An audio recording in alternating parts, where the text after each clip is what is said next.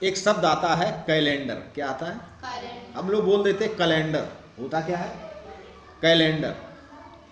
और कैलेंडर के अंतर्गत हम लोग उसमें वर्ष, माह और दिन के बारे में जानकारी प्राप्त। उसमें हम क्या देखते हैं कि फला तारीख को कौन सा दिन है, और क्या देख लेते हैं कि कौन सी तारीख को कौन सा त्यौहार है, और ज़्यादा से ज़्यादा क्या देखते हैं कि कौन सा महीना कितने दिनों का है।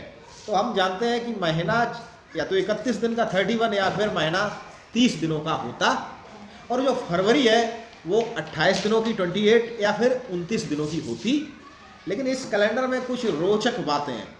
रोचक बातें क्या है कि वर्ष जो होते हैं, वर्ष कोई भी वर्ष हो वो दो प्रकार का होता है, या तो वो साधारण वर्ष होगा या वो लीप वर्ष होगा। क्या होगा? लीप वर्ष। और लीप वर्ष का अर्थ ये होता है कि ऐसा वर्ष जिस वर्ष फरवरी 29 दिनों की होती। कितने दिनों की? 29 दिनों की होती। जिस वर्ष फरवरी 29 दिनों की होती है वो वर्ष लीप वर्ष हो जाता। क्यों?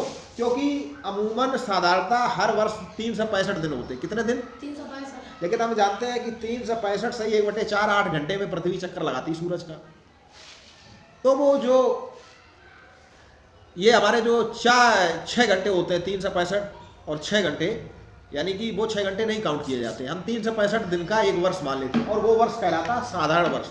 और वो 6 वर्ष जो होते हैं, 6 घंटे जो होते हैं वो हर साल के अलग कर लिए जाते हैं, और चौथे वर्ष उन 6 घंटों को जोड़कर एक दिन बना दिया जाता है। बात आई समझ में? पृथ्वी सूरज का चक्कर कितने दिनों में लगाती? 365 दिन 1/4। 365 सही 1/4, यानी कि 365 दिन और 6 घंटे में चक्कर लगाती है। लेकिन वो 6 घंटे जोड़े नहीं जाते हर वर्ष।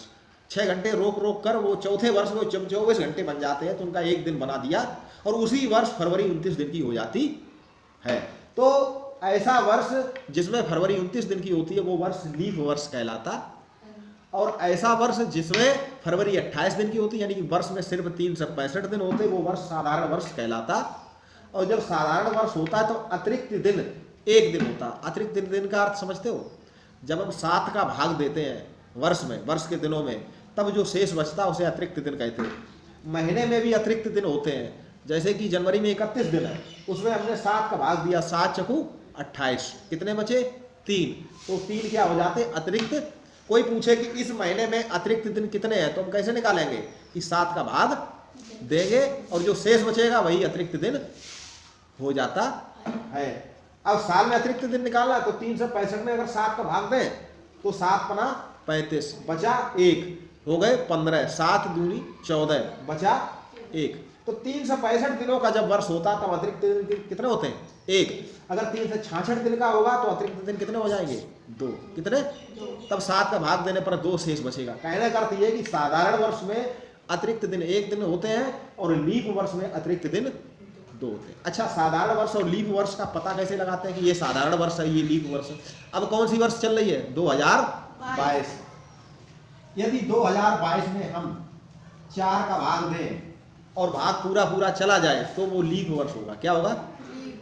4 पंचे 20। लेकिन जब हम 22 में भाग देंगे 4 का तो पूरा पूरा नहीं जाएगा, तो ये लीप वर्ष नहीं होगा। और इस वर्ष में 2022 में क्या होगा? साधारण वर्ष। 365 दिनों का, तो फरवरी भी 28 दिनों की होगी। लेकिन जब सन 2000 थी, कितनी थी? 2000, कितनी?